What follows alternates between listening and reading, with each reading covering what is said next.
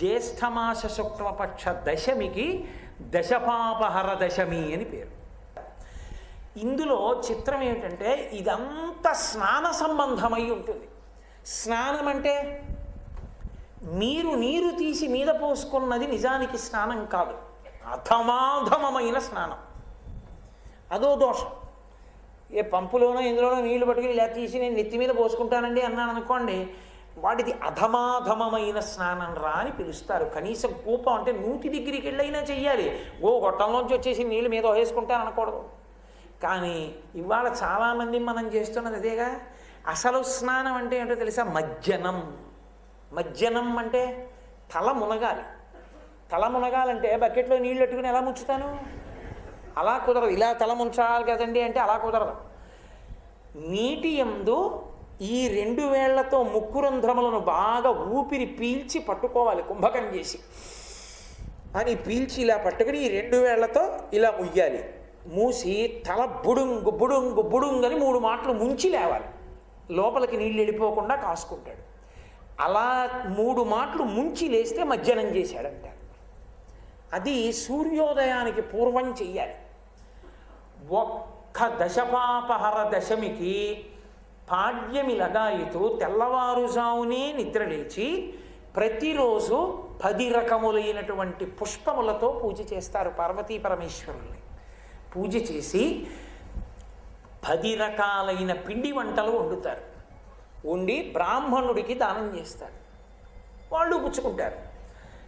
దశమి తిథి దగ్గరికి వచ్చేటప్పటికి మాత్రం అసలు యథార్థంగా ఇది చేసుకోవాలి అనుకుంటే జీవితంలో ఒక్కసారైనా జ్యేష్ఠమాసంలో పాడ్యమి నుండి దశమి వరకు కాశీక్షేత్రంలో ఉండాలి. ఎందుకో తెలుసా?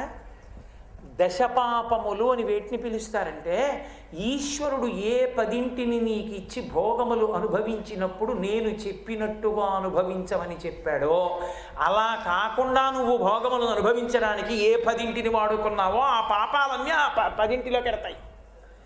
కళ్ళిచ్చి నువ్వు చూడు కానీ ఇవే చూడు అన్నాడు. అది తప్ప అన్నీ చూస్తాం మనం. చెవులిచ్చి ఇవి విను, ఇంకేవి వినకన్నాడు. ఏవి వినద్దన్నాడో అవి వింటున్నాం. ఎన్ని విన్నాం, ఎన్నిసార్లు పాపం, ఎన్నిసార్లు చూసాం, ఎంత పాపం. నాలుకతో ఇవి ఇలా తప్ప ఇంకొకలా తినకన్నాడు.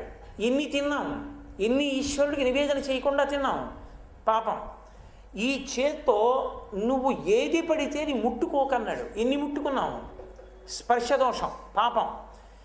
ముక్కుతో అన్నీ నువ్వు వాసన చూడకూడదని చెప్పాడు. ఎన్ని వాసన చూసేస్తున్నాం.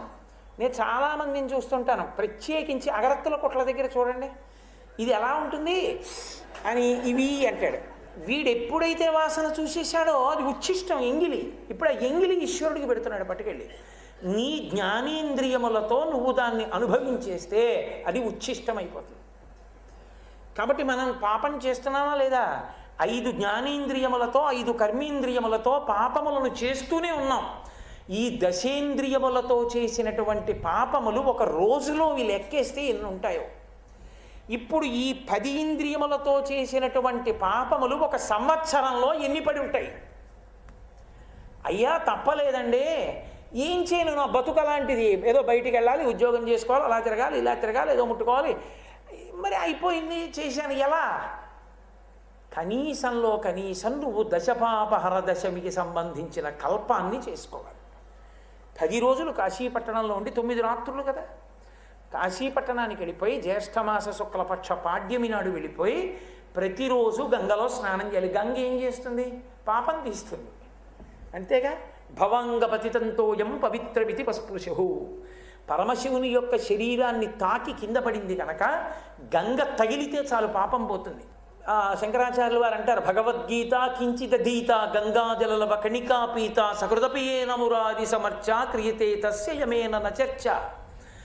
ఆ గంగలో ప్రతిరోజు స్నానం చేస్తూ నువ్వు పార్వతీ పరమేశ్వరుల యొక్క మూర్తిని పెట్టుకుని ఓ 10 రకాల పువ్వులు తీసుకొచ్చి ఒక్కొక్క పువ్వైనా పరమేశ్వరుడికి ఆరాధన చేసి అమ్మవారికి కుంకంతో పూజ చేసుకుని 10 రకాలైనటువంటి పిండి వంటలు నైవేద్యం పెట్టడం, లేదా కనీసంలో కనీసం పళ్ళు నైవేద్యం పెట్టడం. 10 రకాలు కొనలేనండి, బెంగపెట్టుకోకర్లా, 10 పళ్ళు కొను. నైవేద్యం పెట్టి 10వ రోజున దశాశ్వమేధ ఘాట్కి వెళ్ళాలి. అంటే ఏ రోజు అవుతుంది? దశమి నాడు అవుతుంది. దశమి నాడు, జ్యేష్ఠ శుక్ల దశమి నాడు దశాశ్వమేధ ఘాట్లో స్నానం చేయాలి. చేసి పొడిబట్ట కట్టుకొని పైకొచ్చి ఆ దశాశ్వమేధ ఘాట్లో ఉన్నటువంటి శివలింగాన్ని చూడాలి. అందుకని లింగం దశాశ్వదేశేన, ఆ శివలింగాన్ని, దశాశ్వమేధ ఘాట్లో ఉన్నటువంటి శివాలయంలో ఉన్న శివలింగాన్ని దశమి నాడు గంగలో స్నానం చేసి ఒక్కసారి చూసి నమస్కరించినంత మాత్రం చేత ఏమవుతుంది?